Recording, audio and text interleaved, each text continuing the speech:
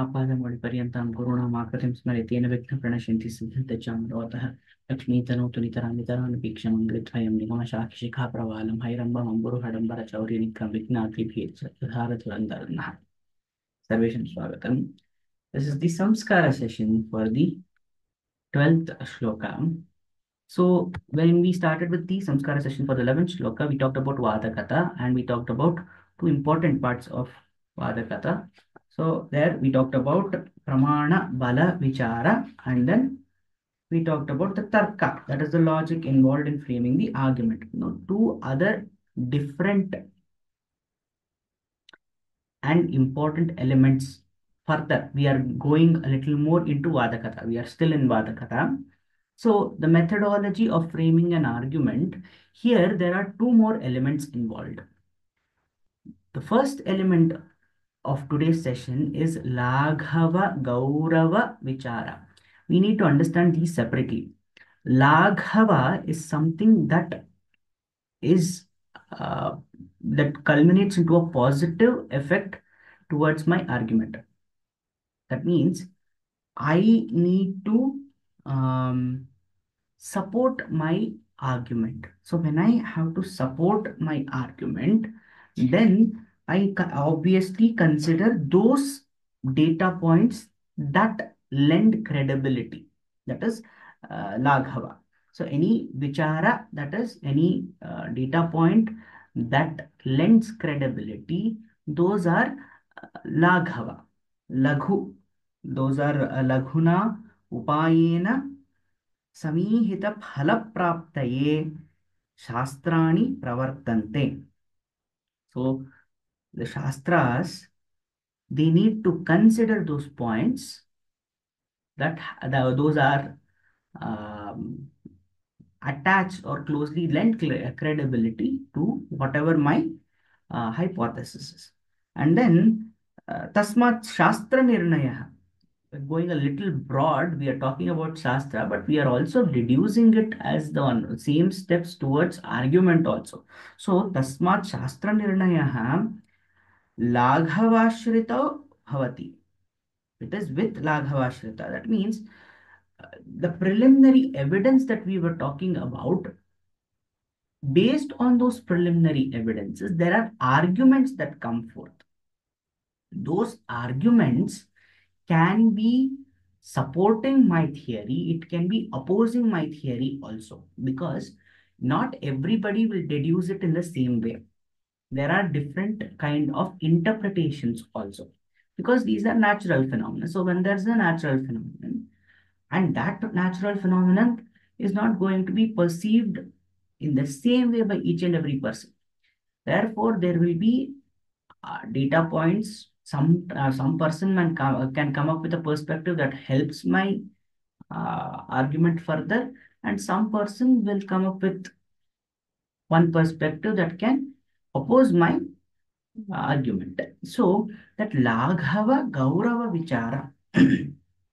So here we need to first consider those data points that help us establish an argument. And we need to consider all we usually have this in research before we go on towards our own topic. We first speak about the um, previous set of predecessors who have talked about the same field. We usually give that in the bibliography, we give them a kind of introduction, preface to what the topic is. So when I'm talking about gravity, today the gravity is different. But obviously, I have to start off with Newtonian, then I have to jump to, then in the end, maybe it comes towards Einsteinian. So all the people who were involved, who were talking about gravity, they're all included in the literature. And that has to be shown, that review literature has to be shown. So that Laghava, Gaurava, Vichara, that we have to include them. That is one. Then the Gaurava Vichara, we have to give Gaurava to the Pratipaksha. So, अथयेव सिद्धान्तिना प्रतिपक्षे गौरवं Swamate laghavascha pratipadaniyam. So we have to consider opposing views. So what were the opposing views? So there is in every field of study there is something called as evolution of thought, management, economics, mathematics. So that evolution of thought usually is a history of how a certain idea has evolved. These are with respect to the same phenomenon. We are not digressing from it. It is just that the view has changed over and over. Like for example, today whatever we are talking about Sri Rama Gita and then Sita's exile is a very big point of discussion. Today it is absolutely the karma, the kriya, you can say that there is absolutely reluctance and non-acceptance of it, rejecting also. But the thought might, if we digress, if we actually go back, if we devolve, then we might not find the same kind of um, strictness with respect to the views that exist today. So that is one thing. So there are changes in that evolution of thought. Acceptance of ideas also changes according to time. So this also needs to be understood. So there has to be gaurava given to opposing thoughts as well to a particular vichara. So this is one element where the Laghava Gaurava Vichara, that means those supporting arguments and then those opposing arguments are also included to framing a particular argument. This is one thing. Next is called as Tantra Yukti. Tantra Yukti is pretty simple. Tantra Yukti is the overall design of the argument. How am I going to prove my argument? There has to be a certain methodology. That method is called as Tantra Yukti. And this is relevant to every text. Any text that we take up, there is a Tantra Yukti involved. Like, for example, the composition of any verse, there is something called as chandas. The chandas is meterization, so it is designed in such a way that it gives a certain pace to the chanting of that verse. So that is meterization is important. So therefore that is used. What kind of aksharas are used? Laghu, guru, etc., etc. So chandas, this is actually based on that. And then what kind of words used? Are more upasarga based words used? Are more samasas used? Samastapadas used? So all these things, the Tantra Yukti is basically the framework. It is the framework of how I'm going to prove how am I going to design my work, my argument, such that there is going to be acceptance of it. For example, if we go through Srimad Bhagavad Gita, there when Arjuna says Chanchalam hi manah Krishna, Vayu riva sudushkaram, I cannot, it is like Vayu. When I try to capture it, it escapes. I am not able to do it. So how can we control it? Obviously, if Krishna says, no, no, it is possible, the mind will immediately reject that thought because that person is rejecting my thought. So, therefore, what is the strategy involved? So, Krishna replies as Asamshayam Mahabaho. Asamshayam Mahabaho. So, you are right, you are absolutely right. No argument about that the air-like nature of the mind. We are not able to control it. We cannot control it. But abhyasena tu kaunteya vairagyena cha gृह्यते. So you try it with abhyasa, repeated practice of doing it.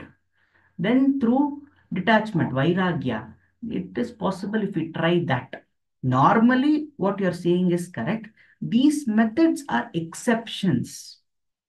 So this is a strategy where we are not invalidating the person's question or argument, but we are also trying to bring about exception, and that will lead to acceptance. So, like this, this is a strategy. In in literature also, there is Tantra Yukti. Tantra Yukti is basically a design of an argument such that it becomes easier for a person who is reading that argument to understand it. Nothing else.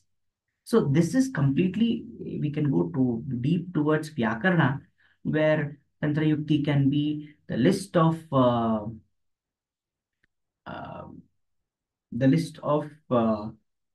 difficult words or type of words used, the list of sandhis and samasas used, etc., etc., etc. So there is one, I think, there is one book called as Grammatical Analysis of Bhagavad Gita. So that shows a very orderly um, analysis and what do we say? Um, it is the framework of Bhagavad Gita, the way Gita has been composed. Based on that, it is a framework. So that is the Tantra Yukti based on this. Okay, so these are the two vicharas, samskaras that we can see in the Vadakatha, in the methodology of framing an argument. What is important for that? We saw that pramana bala vichara, and then we saw the tarka that has to back it, and then Laghava Gaurava Vichara, and then there is Tantra Yukti. So these are important components of framing a valid argument. So this is the components of Vadakatha.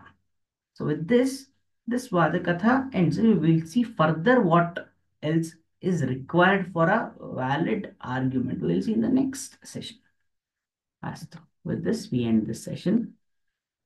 स्वस्ति प्रजाभ्यः प्रतिपालयन्तां न्यायेन मार्गेण महीमहीषः गोब्राह्मणेभ्यो शुभमस्तु नित्यं लोकाः समस्ताः सुखिनो भवन्तु कायेन वाचा मनसेन्द्रियैर्वा बुद्ध्यात्मना वा प्रकृते स्वभावात् करोमि यद्यत् सकलं परस्मै नारायणायेति समर्पयामि।